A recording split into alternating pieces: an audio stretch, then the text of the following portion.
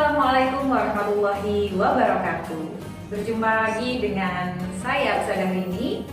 Hari ini Ustazah ditemani oleh seorang narasumber yang sudah kalian kenal tentunya, yang akan menemani kita dalam acara Ngabuburit. Tema yang akan kita bahas pada hari ini adalah meningkatkan derajat takwa. Ustazah sudah bersama seorang narasumber yang akan menyampaikan materi pada sore hari ini, yaitu Ustazah Ita. Assalamualaikum Ustazah Ita. Bagaimana kabarnya? Alhamdulillah Ustazah Rini sehat. Ya, mudah-mudahan puasanya lancar Ustazah. Alhamdulillah. Ya, ini anak-anak sepertinya sudah tidak sabar mendengarkan materi pada hari ini Ustazah. Ya. Monggo Ustazah Ita, kita dengarkan baik-baik ya penjelasan dari Ustazah Ita. Assalamualaikum warahmatullahi wabarakatuh. Bismillahirrahmanirrahim. Alhamdulillahilladzi an'amana bi ni'matil imani wal islam wa amarna bi ittihadi wasilatil arham. Asyhadu an la ilaha illallah wa asyhadu anna Muhammadan abduhu wa rasuluhul khairil anam. Qala Allah ta'ala fi kitabihil karim. A'udzu billahi minasy syaithanir rajim.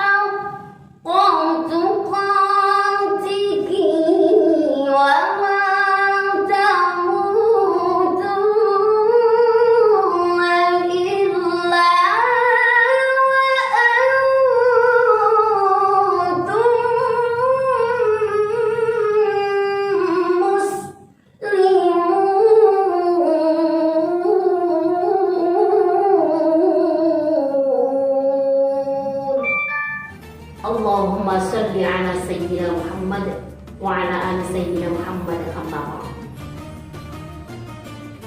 Anak-anakku sekalian yang dirahmati oleh Allah Subhanahu wa taala, dalam meningkatkan derajat takwa kepada Allah, seperti firman Allah yang sudah dibaca oleh Ustazah, bahwasanya yang artinya adalah, hai orang-orang yang beriman, bertakwalah kamu kepada Allah dengan sebenar-benar takwa kepadanya, dan janganlah sekali-kali kamu mati melainkan dalam keadaan beragama Islam. Anak-anak, definisi takwa adalah menjalankan perintah Allah dan menjauhi seluruh larangan-larangan Allah. Dan dasar daripada takwa ini adalah iman. Ada 3 kalimat di dalam ayat tersebut. Ada iman, ada Islam, dan yang terakhir adalah ihsan.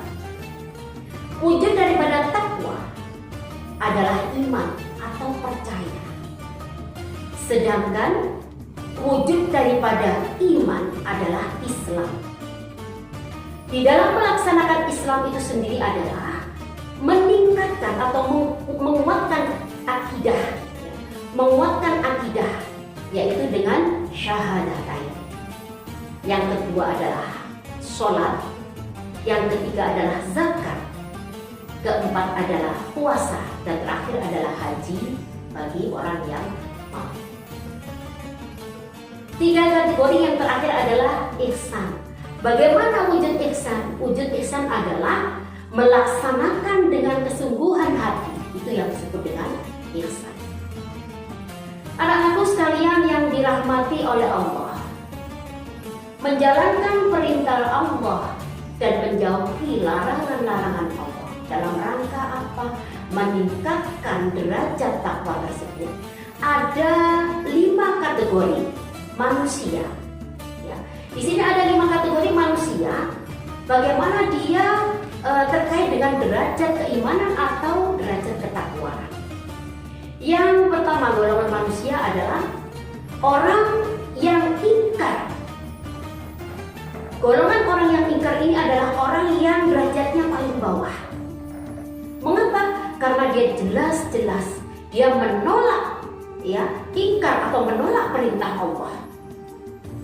Kemudian yang kedua, kategori yang kedua yaitu orang-orang yang lalai. Nah, orang-orang yang lalai ini juga bahaya. Mengapa? Karena dia tahu perintah Allah, akan tetapi dia lalai atau tidak menjalankan perintah Allah.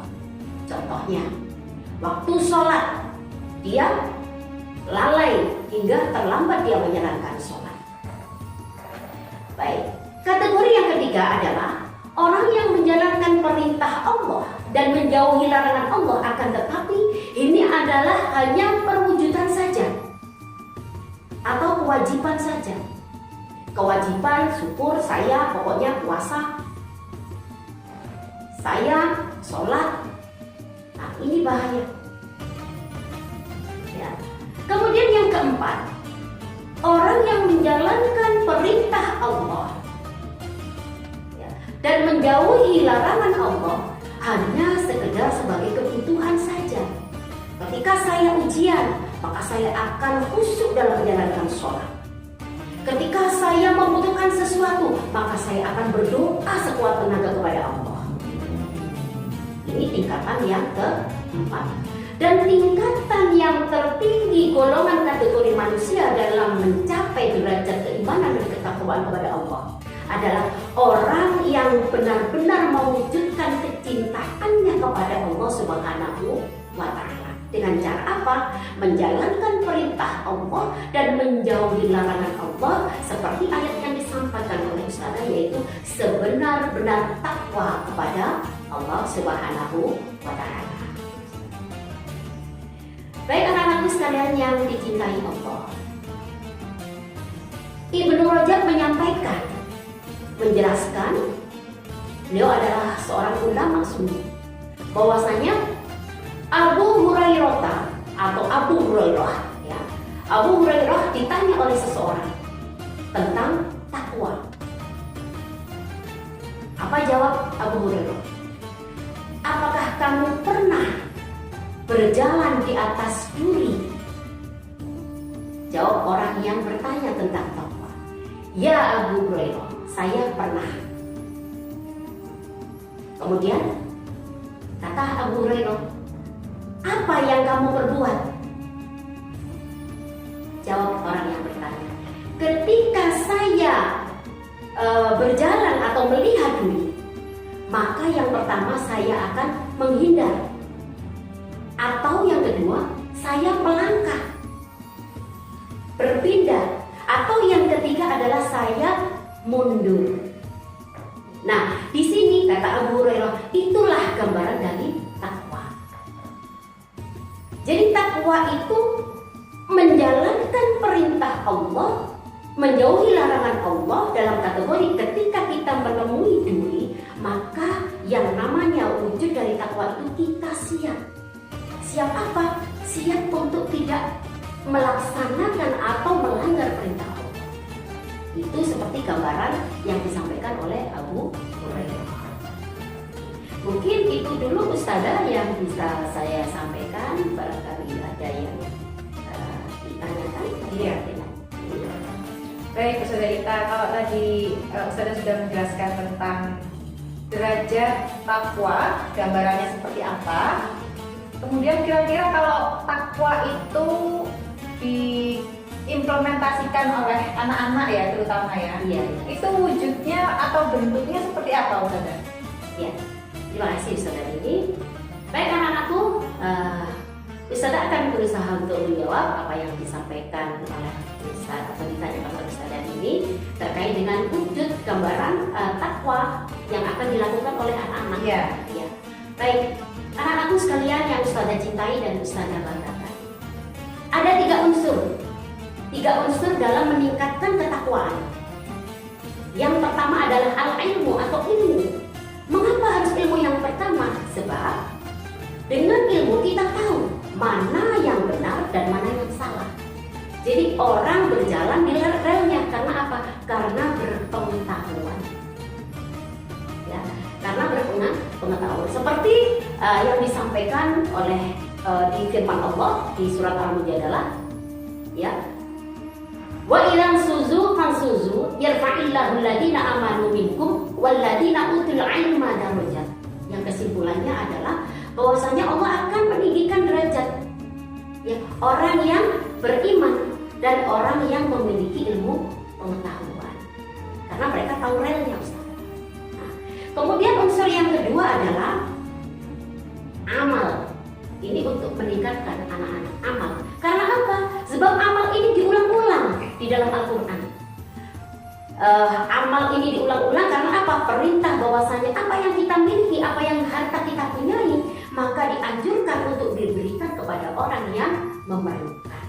Apalagi di momen yang tepat ini di bulan puasa atau di bulan Ramadan, di hari-hari puasa. Kemudian yang terakhir adalah istiqomah, Ustazah. Istiqomah di sini penting sekali. Apalagi untuk anak-anak yang sedang belajar di rumah, ya. Walaupun di rumah, ya dengan daring, ya, tapi tetap ada ikatan iman. Dan ikatan iman ini maka kita harus melaksanakan. Dan keharusan melaksanakan yang ada di dalam hati ini yang disebut istiqomah. Dan kemudian yang terakhir dari Ustazah, maka ada jaminan, Ustazah. Bagaimana jaminannya orang-orang yang bertakwa? Bismillahirrahmanirrahim. Wasari'u ila maghfiratin min rabbikum wa jannatin 'arduha as-samawati wal ardh u'iddat lil muttaqin. Dan bersegeralah kamu kepada ampunan dari Tuhan dan dari surga yang luasnya seluas langit dan bumi. Dan diperuntukkan untuk siapa? Yaitu diperuntukkan untuk orang-orang yang bertakwa. Jadi jaminannya surga yang luasnya seluas langit dan bumi. Itu saja. Ya Allah, gitu ya nak ya. Jadi sebenarnya tepat sekali kalau kalian ini saat ini mulai meningkatkan takwa. Karena seperti yang Ustazah Ita tadi jelaskan bahwa kalian ini yang pertama adalah hamba Allah yang sedang mencari ilmu ya Ustazah ya. Nah itu udah tepat tuh. Setelah kalian mendapatkan ilmu, kalian mengamalkan dengan baik, ya, mengamalkan dengan baik. Dan yang ketiga adalah istiqomah. Nah itu sebenarnya kalian sudah tepat sekali untuk berproses meningkatkan takwa. Seperti itu ya Ustazah Ita.